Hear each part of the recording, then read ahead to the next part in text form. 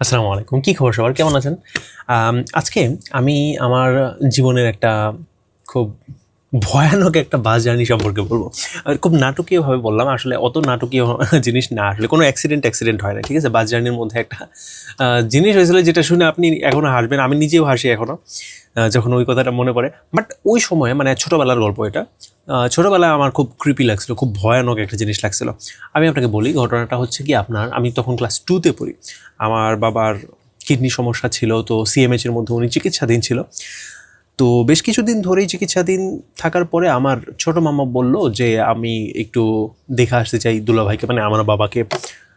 তো তখন আমিও তো ছিলাম নানুর বাসাতে।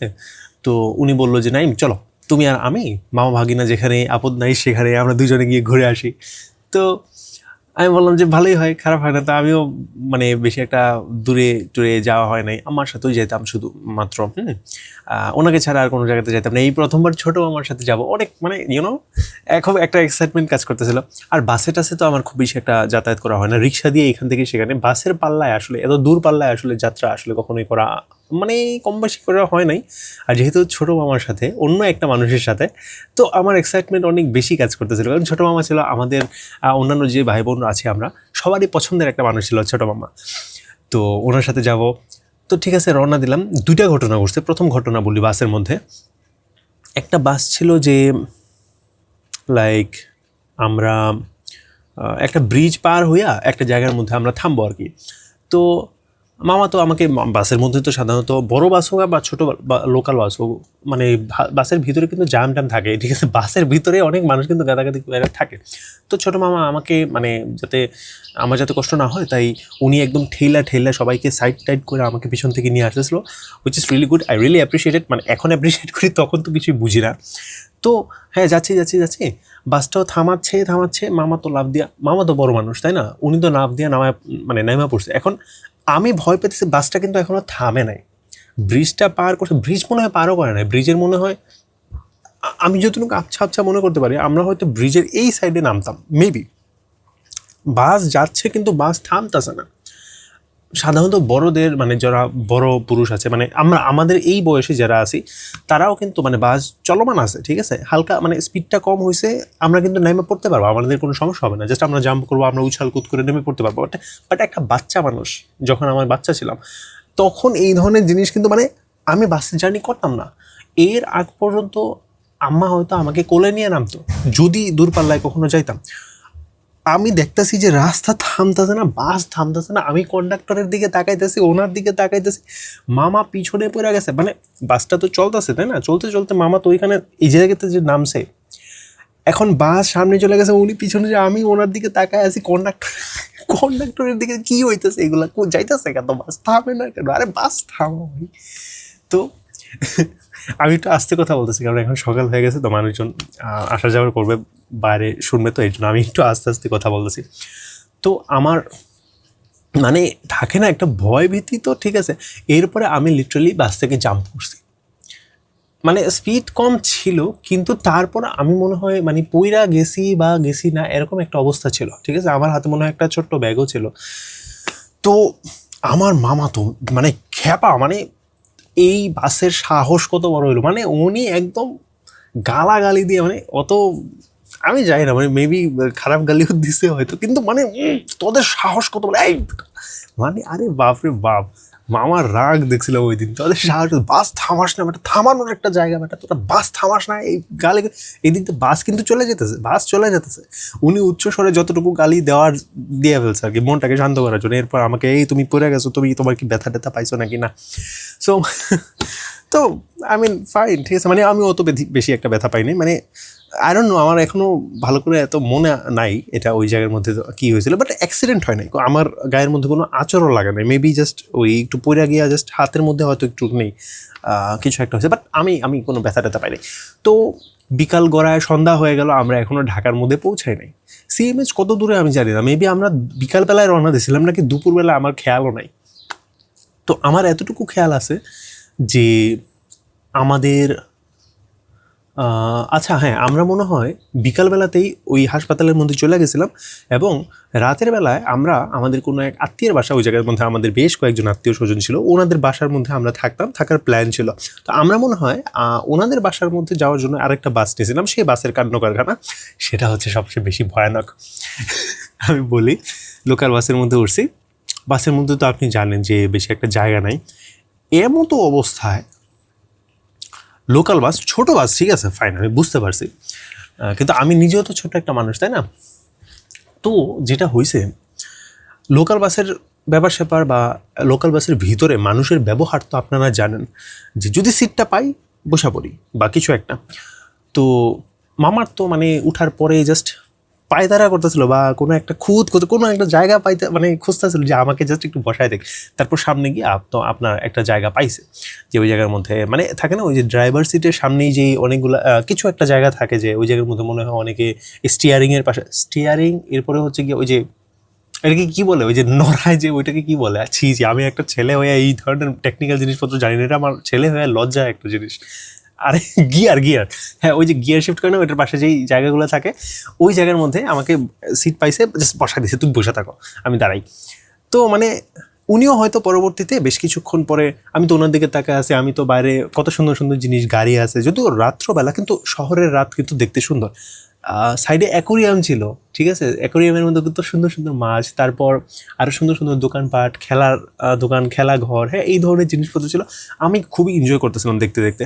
তো আমি খেয়াল করি নাই যে মামা হয়তো কোনো একটা জায়গার মধ্যে গিয়ে বসছে, আমি হয়তো খেয়াল করেছি যে উনি ডাক দিছিল হয়তো, আবছা আবছা যত মনে আছে আমার, উনি বলছিল যে আমি বসি, ঠিক আছে তুমি কিন্তু থাইকো ওইখানে। উনি একটা জায়গা একদম পিছনের দিকে উনি একটা জায়গা পাইছে। তো আমি আধা ঘন্টা হইলো বা কত, আমার সময়ের শেষ নেই, কিন্তু অনেকক্ষণ হয়েছে, ঠিক আছে। মানুষজন বাসের মধ্যে আসলো, সেই মানুষজন নামলো, নতুন মানুষজন আসলো। তো হঠাৎ করে অনেক সময় যাওয়ার পর আমার পাশের একজন মানুষ আমাকে একটা কথা বলল যে, বাবু তুমি কোথায় যাও? আমি বলি যে আমার কোনো এক খালার বাসায়, কোনো এক পরিচিত মানুষের বাসায় যাই। উনি একজন কথাবার্তা একজন অফিস ওয়ার্কার মনে হচ্ছিল, মানে আমার যতটুকু আবছা আবছা মনে আছে যে উনি, ওনার হাতে একটা ল্যাপটপের ব্যাগ ছিল, ফর্মাল টি শার্ট না ফর্মাল শার্ট, হ্যাঁ একদম অফিস গোয়িং মানুষজন, অফিস গোয়িং না মানে অফিস থেকে ফেরত আসা মানুষজন। উনি খুব সুন্দরভাবে ভদ্র ভাষায় আমাকে বলতেছিল, বাবু তুমি কার সাথে আসছো, একা একা আসছো তুমি? আমি বলছি না, আমার মামা আছে, মামা ওই সামনে বসে, সরি হ্যাঁ আমার মামার সাথে আসছি আমি। উনি বললো যে তোমার মামা কোথায়? আমি বলছি যে ওই সামনে বসে রয়েছে। তখন উনি আমাকে বলছে, কোনো মানে ভনিতা নাই, কোনো থামাথামি নাই, জাস্ট ডাইরেক্ট বলে ফেলছে, তোমার মামা না তোমাকে ছাইরে চলে গেছে, তোমার মামাকে দেখবো ওইখানে আর নাই। উনি লিটারালি এই কথাটা বলে ফেলছে ডাইরেক্ট, কোনো কথা নেই। আমি ওনাকে বলছি ধরো কী বলেন এগুলো, উনি আসে ওই জায়গাতে বসে আছে, আমি দেখছিলাম এই একটু আগে আমাকে টাটা দিয়ে বলছে যে এখানে আমি বসতেছি, তুমি এখানে থাকো, ওইখানেই আছে উনি।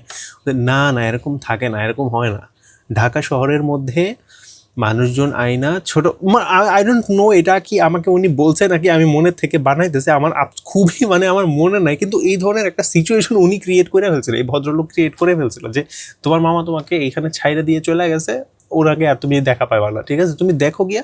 উনি আমাকে বলতেছিল যে যাও তুমি দেখো গিয়া, ওনাকে তুমি আর পাইবা না। আমি লিটারালি, কারণ কিছুদিন আগেও আমি কিছু এই নাটক বা সিনেমা টাইপের জিনিস দেখছিলাম, যে জায়গার মধ্যে মামা তার ভাগিনাকে আপনার খুন কইরা তাল গাছের নিচে ফালায় রাখে। তো আমি ভাবতেছি বাসের মধ্যে আমারে ফালায় রাখা এই কি। এবং আরও কিছু নাটক সিনেমা আমি দেখছিলাম বিটিভির মধ্যে, যে মামা তাকে ভাগ্নিকে শহরের মধ্যে ডাইকা নিয়ে আসে যে তোমাকে আমি কাজ দিব, সেই শহরের মধ্যে এসে ছেলেটা হারায় যায়, আর কাজ টাজ পাওয়া তো দূরের কথা, সে ওই জায়গার মধ্যেই ধাক্কি খেয়ে খেয়ে তার জীবনটা ধাক্কায় ধাক্কায় চলতেছে, এরকম জিনিস হয়েছে। এরকম নাটক সিনেমা আমি দেখে রাখছিলাম, তো আমার ভয়টা হঠাৎ করে ঝাপকায় আসছে, এবং আমি মামাকে দেখতে পারতেছিলাম না দূরে, ঠিক আছে, কারণ উনি একদম বাসের পিছনে ছিল। হয়তো মামা যেই জায়গার মধ্যে বসছে ওই জায়গা থেকে হয়তো দেখছে, আর আমি তো মামাকে আমার সামনে দিয়ে বের হইতে দেখি নাই। ওয়েল, আমি দেখি নাই এর কারণ হচ্ছে আমি বাইরে অ্যাকোরিয়ামের মধ্যে মাছ দেখতে ব্যস্ত ছিলাম, কারণ বাসটা অনেকক্ষণ একটা জায়গার মধ্যে দাঁড়ায় ছিল। আমার মাছের কথা এখনো মনে আছে, কারণ অনেকক্ষণ ধরে মানে এর কোন কোন একটা গলি জানি ছিল যে জায়গার মধ্যে মানে সারি সারি মাছের দোকান ছিল, ঠিক আছে, অ্যাকোরিয়ামের মধ্যে। এই জন্য আমার এই ঘটনাটা এখনো মনে আছে। তো আমি এরকমও তো হতে পারে আমি তাকায় রয়েছি এদিক দিয়ে, উনি চলে গেছে, আমার খেয়ালও নাই, এমন তো হতে পারে, তাই না? ওয়েল, এমন হলে আমি আজকে আপনাদের সামনে ভিডিও বানাইতাম না। তো আমি গুটি গুটি পায়ে ভিড়টি ঠেলা সামনে গিয়া দেখি উনি বসে রয়েছে ওই জায়গার মধ্যে, উনি পালায় নাই আমাকে রেখা। আমার মনের মধ্যে যে কি একটা শান্তি পাইছিলাম। আপনি ভাবেন একটা ছোট্ট বাচ্চা মানুষ এই ধরনের সিচুয়েশনের মধ্যে কতটুকু ভয় পাইতে পারে। মানে আমি ট্রমার মধ্যে চলে গেছি, আমার মামা চলে গেছে, হায় হায় আমি কি করবো এখন। তবে আমার মাথা মানে ভয় পাওয়ার জন্য আপনার কিছু সিচুয়েশন লাগে। লাইক আপনি যদি না জানেন এই ধরনের সিচুয়েশনে আপনার সাথে কত খারাপ জিনিস হইতে পারে, সম্ভাব্য কত খারাপ হইতে পারে, এটা যদি আপনি না জানেন তাহলে আপনার ওই ধরনের ভয় লাগবে না। ওই যে একটা কথা আছে না যে বিপদে পড়ে বা মানসিক অশান্তির মধ্যে থাকে হচ্ছে মানে শান্তিতে থাকে হচ্ছে ওই মানুষটা, যেই মানুষটা খুব বেশি কিছু জানে না, আর যেই মানুষটা একদম অনেক বেশি কিছু জানে, একদম এলিট, সব কিছু জানে, সব কিছু বুঝে, সব কিছু পারফেক্ট। এই দুই ক্যাটাগরির মানুষরা একটু শান্তিতে থাকে। যে জানে না, ওর মাথায় কোনো ভয় নাই, ও যদি কোনোভাবে মারা যায় ও শান্তিতেই মরবে, কারণ ওর কোনো টেনশন নাই, কিছু নাই। আর যে মানুষটা একদম অনেক কিছু জানে, ও তো কোনো একটা প্রবলেম আসলে সেই জিনিসটা সলভই করে ফেললো, বিভিন্ন টেকনিকে সার্ভাইভ করে ফেললো, ওরও কোনো টেনশন নাই। টেনশন থাকলেও মানে ও সার্ভাইভ করে ফেলতে পারে। ফাইজা থাকে মাঝের মানুষজন, ঠিক আছে। আমি সৌভাগ্য আমার যে আমি মাঝের মানুষ না, আমি হচ্ছে এমন একটা মানুষ যে কিনা নিচে, আমি কোনো কিছুই জানি না, যে ভয়টা পাওয়ার কথা ছিল ওই ভয়ের ইনফরমেশনই আমার মাথার মধ্যে ফিট করা নাই। সো আমি আর ভয়টা পাই না। আমার মনের মধ্যে সাহস ছিল যে মামা সামনে থাকবে। যদি না থাকতো তাহলে কি হতো, এই চিন্তাটা আমার মাথার মধ্যে আসে নাই। দ্যাটস ওয়াই আমি খুব বেশি একটা ভয় পাই নাই। আমি মূত্র বিসর্জন করে দিই না ওই জায়গাটার মধ্যে। সো এটা ছিল ওই ঘটনাটা। তো আপনারা প্লিজ যদি আপনাদের সামনে কোনো বাচ্চা কাচ্চা থাকে যাদের মানে হয়তো একাকে বসে রয়েছে, প্লিজ ওদেরকে ভয় দেখান না। হয়তো উনি আসলেই, হয়তো ওই বাচ্চাগুলো আসলেই কারোর সাথে আসছে, ওই মানুষটা হয়তো কোনো লোকাল বাসের কোনো এক জায়গার মধ্যে বসে রয়েছে। সো প্লিজ জাস্ট ভয় দেখায় না। আর নাথিং স্পেশাল, ঠিক আছে। আজকের দিনের ছবিটা আমি আজকে দেখাই। আজকের ছবিটা আজকে খুব মজা লাগছে, বুঝছেন। আজকে আঁকছে হচ্ছে এটা। প্রতিদিন আমি ড্রয়িং করি এবং ড্রয়িংয়ের একটা চ্যালেঞ্জ আছে আমার। 365 দিন না, আমি জাস্ট 100টা দিন কভার করি, এরপরে 365 দিনে তো দেখা যাবে না। তো এটা হচ্ছে আজকে 12তম ভিডিও, 12তম ছবি। আমি আঁকছি হচ্ছে একটা পেপার ক্লিপ। কেমন লাগছে আপনার বলেন তো? আমার কাছে কেন জানি খুব মজা লাগছে এই জিনিসটা আঁকতে।